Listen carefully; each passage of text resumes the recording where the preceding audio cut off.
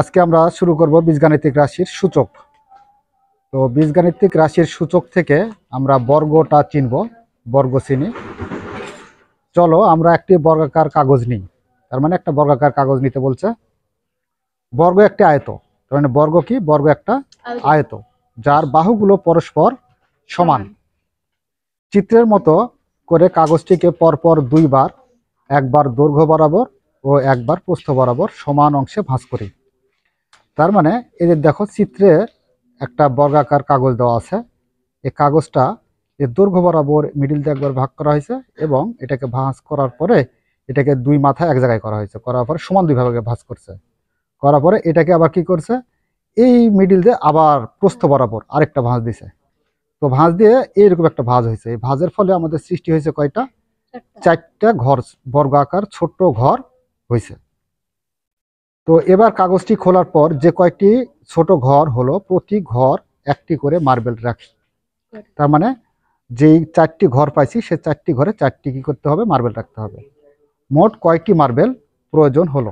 তাহলে এখানে আমাদের চারটি বর্গ পাইছি, তাহলে চারটি বর্গের জন্য চারটি মার্বেলের প্রয়োজন হলো। চিত্র 2.1 উপরে যে চিত্রগুলো দেওয়া আছে, এই চিত্রটার নাম হচ্ছে 2.1। একইভাবে আরেকটি বর্গাকার কাগজকে দৈর্ঘ্য ও প্রস্থ বরাবর সমান তিনটি অংশে পরপর ভাঁজ করি।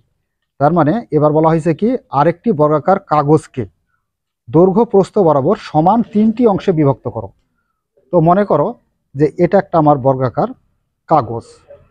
এটা যদি একটা বর্গাকার কাগজ হয় তাহলে সমান তিনটি অংশে দৈর্ঘ্য বরাবরও ভাগ করতে হবে এবং প্রস্থ বরাবরও ভাগ করতে হবে। সমান কয়টি অংশে? তিনটি অংশে। তো 1 2 3, এটা তিনটি অংশ হলো। এবার এই বরাবর আবার কয়টি অংশে ভাগ করতে হবে? তিনটি। তাহলে তিনটি অংশ হয়ে গেল। যদিও আমার একটু সমান মানে কম বেশি হয়েছে, তোমরা মনে করো যে এটাই সমান। তাহলে এখানে দেখো এপারে একটা দুইটা তিনটা হলো, এবার এই বরাবরও তিনটা হয়েছে, একটা দুইটা তিনটা। তার মানে এখানে 3 3 কত হলো? 9, 9টা হলো।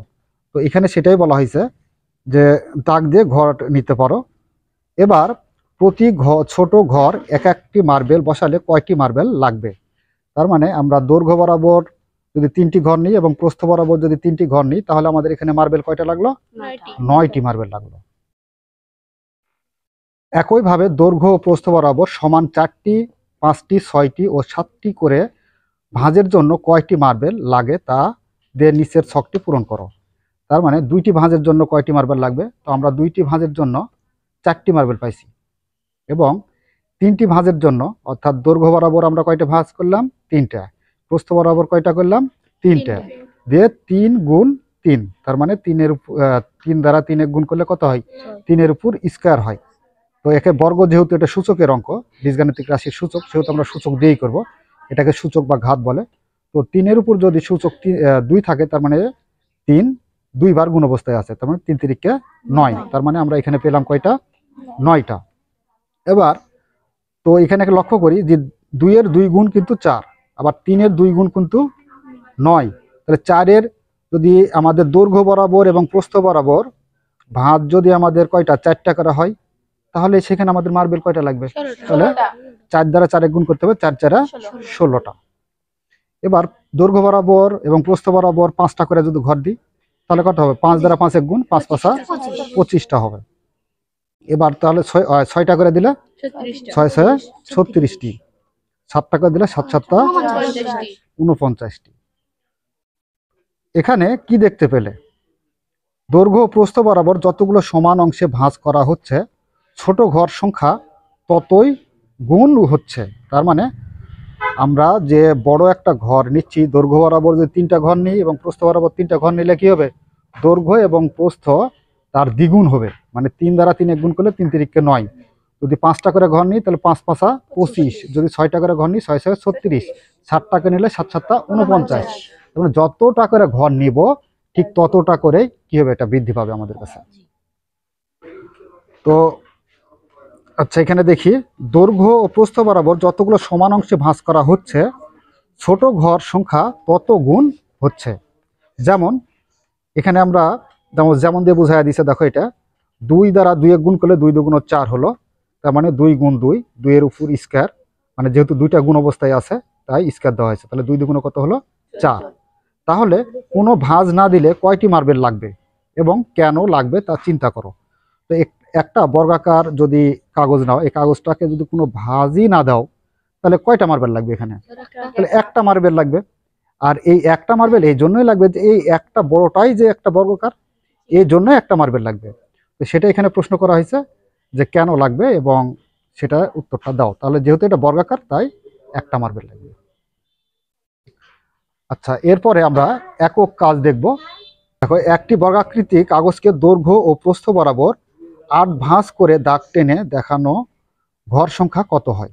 তার মানে একটা কাগজের কি করতে হবে, আবার কাগজের দৈর্ঘ্য এবং প্রস্থ বরাবর কি করতে হবে? 8টা করে ঘর টানতে হবে। তো যদি 8টা করে এইভাবে ঘর টানো তার মানে অসংখ্য ঘর হবে। তো 8টা দ্বারা যদি ঘর আমরা টানি তাহলে কত হয়? 8টা দ্বারা গুণ, তাহলে 8 দ্বারা 8 আবার গুণ করতে হবে, তাহলে কত হবে? 8 8 64 হবে। এখন বা এখানে বর্গাকারে কাগজ দৈর্ঘ্য ও প্রস্থ বরাবর সমান ভাঁজ করে যতগুলো ঘর পাওয়া যাচ্ছে বা যতগুলো মার্বেল প্রয়োজন হচ্ছে সেই সংখ্যাগুলোই বর্গ সংখ্যা বা পূর্ণবর্গ সংখ্যা বলা হয়।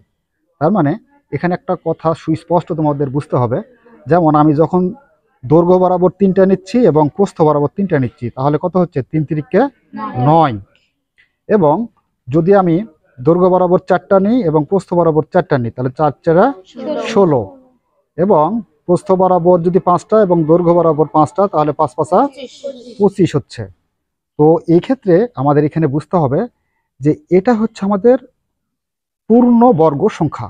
9টা কি পূর্ণবর্গ সংখ্যা এবং 16 পূর্ণবর্গ সংখ্যা, 25ও পূর্ণবর্গ সংখ্যা। তো এই পূর্ণবর্গ সংখ্যার আবার বর্গ সংখ্যা আছে। তো পূর্ণবর্গ সংখ্যার বর্গ সংখ্যা কত? 5 দ্বারা যে 5 গুণ করা হলো তাহলে 5 5 25, তার মানে 5 হচ্ছে এর বর্গ সংখ্যা। আবার 16 হচ্ছে বর্গমূল, বা এখানে বর্গ সংখ্যাও বলতে পারো, এটা বর্গমূল বলতে পারো। এটা যদি বর্গ সংখ্যা হয় তাহলে এটা হচ্ছে কি আমাদের বর্গমূল। এটা বর্গ সংখ্যা, এটা বর্গমূল, এটা বর্গ সংখ্যা, এটা বর্গমূল। তো 9 যদি বর্গ সংখ্যা হয় তাহলে এর বর্গমূল কত? 3। 3 গুণ 3 বলবে না, আবার বলবে 3। আবার যদি 16 হয় বর্গ মানে পূর্ণবর্গ সংখ্যা তাহলে এর বর্গমূল কত? বর্গমূল তাহলে 4। এটাই হচ্ছে আমরা জানবো। যেমন সমান 3টি অংশে ভাঁজ করার পর প্রতিটি সারিতে 3টি করে সারিতে মার্বেল সাজানো হবে এবং মোট মার্বেল সংখ্যা হবে 3 গুণ 3, তার মানে 3-এর উপর স্কয়ার। 3-এর উপর স্কয়ার থাকলে 3 3 9। এখানে প্রত্যেক সারিতে মার্বেল সংখ্যা এবং সারির সংখ্যা সমান। তার মানে প্রত্যেক সারিতে যতগুলা কি বলা হয়েছে, প্রত্যেক সারিতে মার্বেল সংখ্যা এবং সারির সংখ্যাগুলা কি হচ্ছে? সমান হচ্ছে। তাহলে 3 3 9 হয়ে যাচ্ছে। সারির সংখ্যা সমান। আচ্ছা, এক্ষেত্রে আমরা 3-এর বর্গ 9 বলি, অর্থাৎ 9 একটি বর্গ সংখ্যা বা পূর্ণবর্গ সংখ্যা। তাহলে 9 16 25 49 এই সংখ্যাগুলা কি?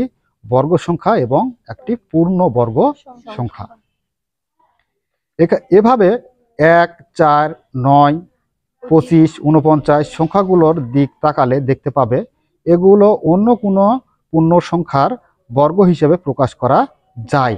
তার মানে 1-এর বর্গ সংখ্যা একই হয়। আর 4-এর বর্গমূল কত?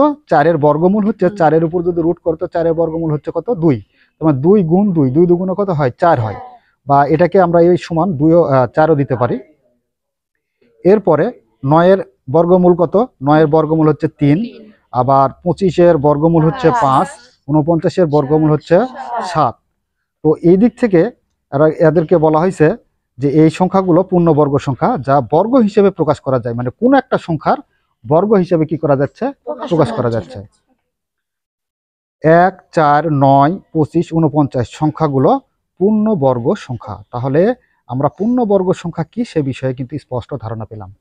বোঝা যাবে না এখন থেকে যে আসলে কোনটা পূর্ণবর্গ সংখ্যা আর কোনটা বর্গমূল? চেনা যাবে তো?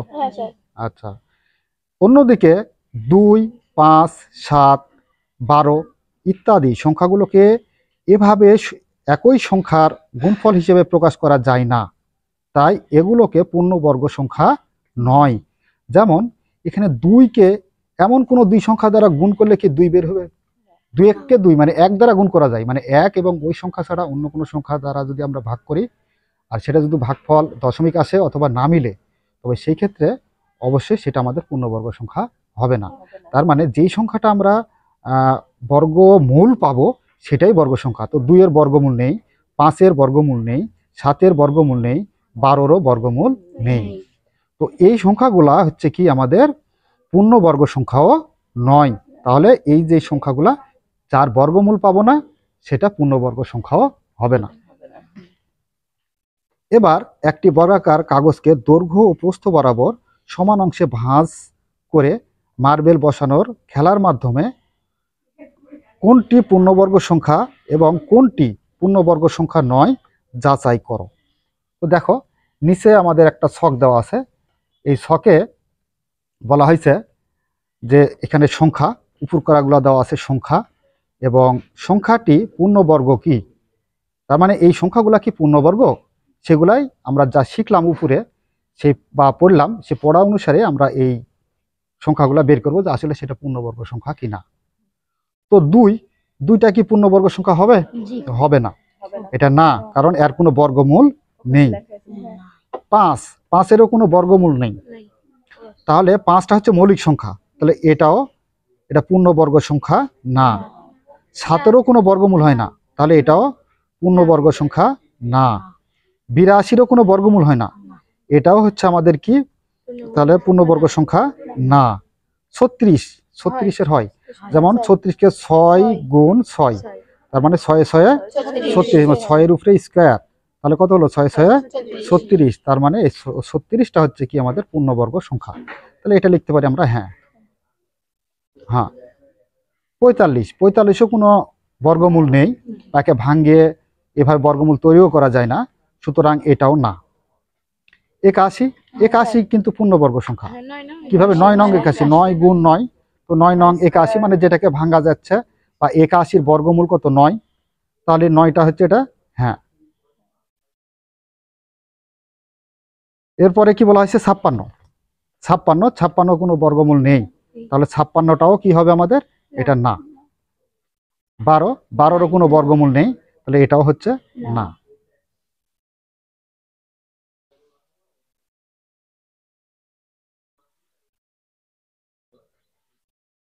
আচ্ছা, এবার দলগত কাজ করব আমরা। দলগত কাজটা দেখো, আমরা বর্গ সংখ্যা কোনগুলো চিনলাম, তার মানে কোনগুলা বর্গ সংখ্যা সেগুলো কিন্তু আমরা অলরেডি চিনে গেছি। এবার তোমাদের ক্লাসের রোলের শেষ অঙ্ক অনুযায়ী দাঁড়িয়ে 10টি সারি করো। এখন তোমরা নিজেদের মধ্যে সারির পরিবর্তন করে বর্গ সংখ্যার সমান করে এক একটি সারি বানাও। তার মানে বর্গ সংখ্যার সমান করে এক একটা সারি বানাতে হবে। তো এখানে আমরা একটা বিষয় লক্ষ্য করি, এই যে যেটা ছক দেওয়া আছে আমাদের, এই ছকটা একটু ভালোভাবে ফলো করো তো, এর ভিতরে কোন সংখ্যাগুলো বর্গ সংখ্যা।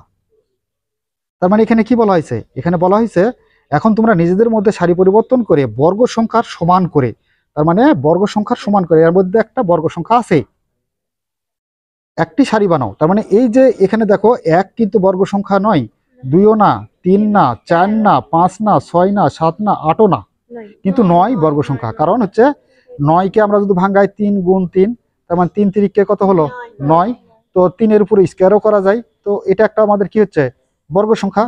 তো এই যে এই 9টা বর্গ না, 2 2 4, এটা বর্গ সংখ্যা করা যাবে না, এটা বর্গ সংখ্যা না। তার মানে কি একটা বর্গ সংখ্যা থাকবে, এই বর্গ সংখ্যাকে আমাদের এখানে বলছে যে তোমাদের এখানে রোল দেওয়া আছে, এটা দেওয়া আছে কি রোল, তোমাদের মানে রোলের শেষ অঙ্ক দেওয়া আছে। কারো রোল হতে পারে হয়তো মনে করো যে 12, কারো হতে পারে 13, কারো হতে পারে 14, কারো হতে পারে 10, এরকম ভাবে যে 0 থেকে শুরু করে 1 2 3 4 এভাবে রোলের শেষ অঙ্কগুলো দেওয়া আছে।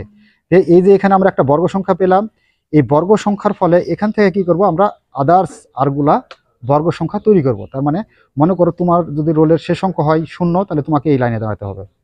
তোমার যদি রোলের শেষ অঙ্ক যদি 1 হয় তাহলে এই লাইনে, 2 হলে এই লাইনে, 3 হলে এই লাইনে, 4 হলে এই লাইনে, 5 হলে এই লাইনে, 6 হলে এই লাইনে, 7 হলে এই লাইনে, 8 হলে এই লাইনে, 9 হলে এই লাইনে দাঁড়াতে হবে। তো এখন মনে করো যে মাহির রোল নাম্বার কত 34, তোমার রোল যদি 34, তাহলে শেষ অঙ্ক কত, শেষ অঙ্ক 4, তাহলে তোমাকে কোথায় দাঁড়াতে হবে এই লাইনে দাঁড়াতে হবে। আবার তোমার রোল কত? 15। তোমার মনে করো যে 15, তো 15-এর শেষ অঙ্ক কত? শেষ অঙ্ক 5, তাহলে তোমাকে দাঁড়াতে হবে এই লাইনে। তার মানে এখান থেকে এটাই বলা হয়েছে যে তোমরা নিজেদের মধ্যে সারি পরিবর্তন করে, তার মানে তোমার তো এখানে তো সারিতে দাঁড়াইছো, সারিতে দাঁড়ানোর পরে তোমাকে এই সারি থেকে একজন হটে যেতে হবে, অথবা আরেকটা সারির সাথে নিয়ে এসে কি করতে হবে? যোগ করতে হবে। যোগ করে আরেকটা পূর্ণবর্গ সংখ্যা তৈরি করতে হবে। এখান থেকে যেহেতু 9 আমি পূর্ণবর্গ সংখ্যা পাইছি, তো 9-এর সাথে যদি আমি এখান থেকে 0 এই সংখ্যাটা যোগ করি, তাহলে কি সেটা পূর্ণবর্গ সংখ্যাই তো হবে। আবার 1-এর সাথে যদি আমি যে এইটা নিয়ে যোগ করি, যে 8-এর এটা, তাহলে কি হবে? 8 আর 1-এ 9, তাহলে পূর্ণবর্গ সংখ্যা হবে। তারপরে যে 2-এর সাথে যদি আমরা এই সংখ্যাটা যোগ করি, এই যে 7, তাহলে কি হবে? এটাও পূর্ণবর্গ হবে না? 7 আর 2 কত হলো? 9, তাও পূর্ণবর্গ হচ্ছে। তারপরে হচ্ছে 3-এর সাথে যোগ করা হলো এই যে এই 6 আর 3 কত হলো? 9, তাহলে এটাও পূর্ণবর্গ সংখ্যা। এবার এই যে 4, এই 4-এর সাথে যোগ করো কত? 5। এই দুই সংখ্যা যদি আমরা যোগ করি তাহলে কত হলো? 9। তাহলে সবগুলো কি হচ্ছে? পূর্ণবর্গ সংখ্যা হচ্ছে। তার মানে যদি আমরা এই লাইনের থেকে একজনকে এই লাইন থেকে একজনকে এই যে 8-এর ঘরে যদি নিয়ে আসি, 8-এর লাইনে, তাহলে একটা পূর্ণবর্গ হবে। 2-কে যদি আমি এই যে 7-এর সাথে নিয়ে আসি, 7-এর লাইনে, তাহলে একটা পূর্ণবর্গ হবে। 3-কে নিয়ে যেতে হবে 6-এর সাথে, তাহলে পূর্ণবর্গ হবে। 4-কে নিয়ে যেতে হবে 5-এর সাথে, তাহলে পূর্ণবর্গ হবে। তাহলে কিভাবে পূর্ণবর্গ সংখ্যা তৈরি করলাম? দলগত কাজ। এটা হচ্ছে তোমাদের স্কুলের দাঁড়ায় সারিভাবে ওইভাবে 0, তারপরে 1, তারপরে 2, তারপর 3, তারপর 4, এভাবে দাঁড়াতে হবে। দাঁড়া একটার থেকে সারি পরিবর্তন করে আরেকটাতে নিয়ে যা, সেটা একটা পূর্ণবর্গ সংখ্যা মানে 9 তৈরি করা দেখান যাবে। কি পারা যাবে না? এখন মনে করো দৈর্ঘ্য প্রস্থ বরাবর কতগুলো সমান অংশে ভাঁজ করা হয়েছে সেটা জানা নেই, মানে বা জেনে নি সেটা বলা হইল। তাহলে তো ভাঁজ করে বা মার্বেল বসিয়ে আমরা খেলাটি শেষ করতে পারবো না। কি করা যায়? তার মানে ভাবিচ্ছে যে আসলে দৈর্ঘ্য প্রস্থ বরাবর কতগুলো সমান অংশে ভাঁজ করা হয়েছে সেটা আমার জানা নেই। এটা নীলা জানা নেই হবে, জানা নেই। তাহলে তো ভাঁজ করে বা মার্বেল বসিয়ে আমরা খেলাটি শেষ করতে পারবো না, তাই তো? যদি আমার কয়টা ভাঁজ করতে হবে, দৈর্ঘ্য বরাবর কয়টা দিতে হবে, প্রস্থ বরাবর কয়টা ঘর বসাতে হবে, সেটাই তো আমার জানা নাই।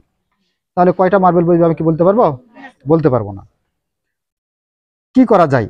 চলো আমরা শুধু বর্গাকার কাগজের ছবি এঁকে কাগজের ক্ষেত্রফলের ধারণা ব্যবহার করি। তার মানে কাগজের ক্ষেত্রফলের ধারণা ব্যবহার করবো। তার মানে কি, একটা বর্গাকার কাগজের ক্ষেত্রফল কি হতে পারে সে বিষয়ে একটু ধারণা নেওয়া লাগবে।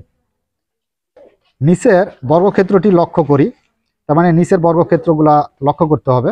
সর্বশেষ ক্ষেত্রটির ক্ষেত্রফল কত হবে আমরা কি বলতে পারি? যেখানে x একটি অজানা রাশি যা বর্গক্ষেত্রের এক বাহুর দৈর্ঘ্য।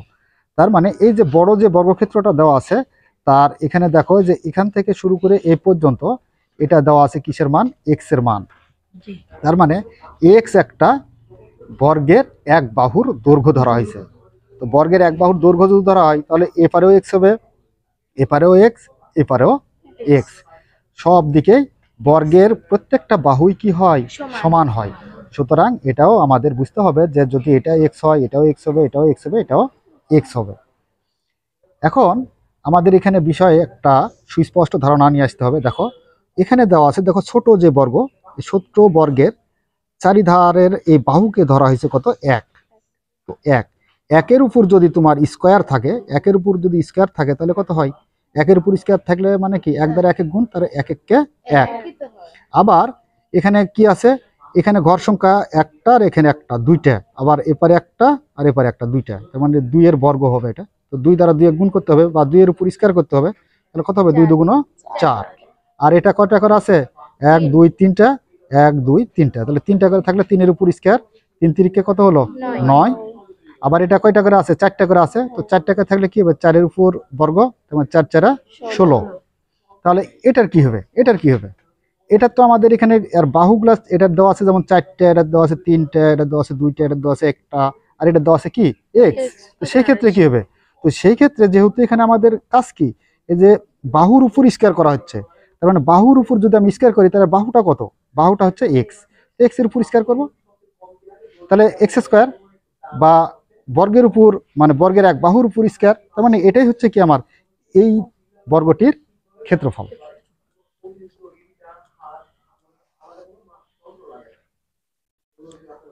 আমরা জানি আয়তকার ক্ষেত্রের ক্ষেত্রফল সমান দৈর্ঘ্য গুণ প্রস্থ। তো আমরা স্বাভাবিকভাবে সবাই জানি যে আয়তকার ক্ষেত্রের ক্ষেত্রফলের সূত্র হচ্ছে দৈর্ঘ্য গুণ প্রস্থ।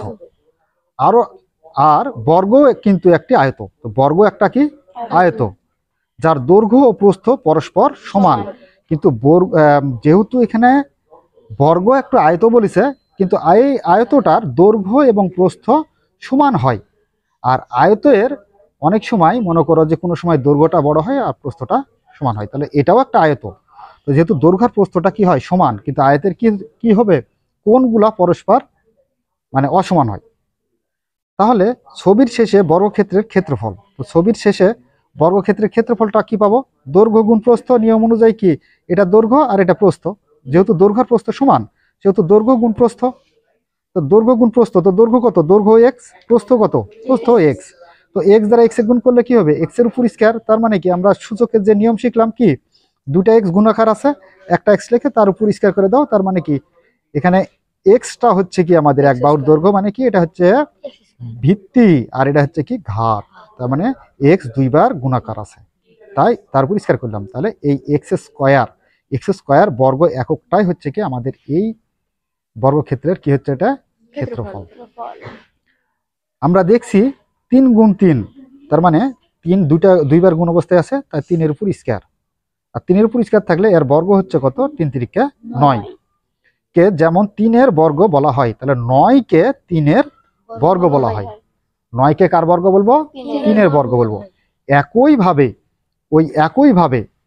এক্স গুণ এক্স, এক্স ইন্টু এক্স, তার মানে কি এক্স ইন্টু এক্স করলে এক্স স্কোয়ার।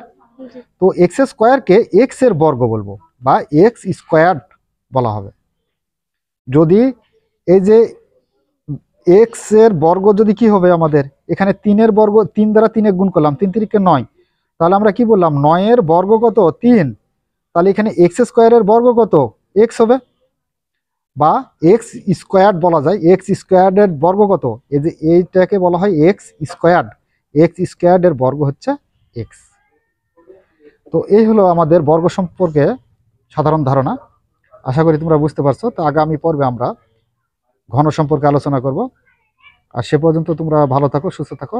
এই বলে আজকের মতো ক্লাস এখানে শেষ করছি। ধন্যবাদ সবাইকে।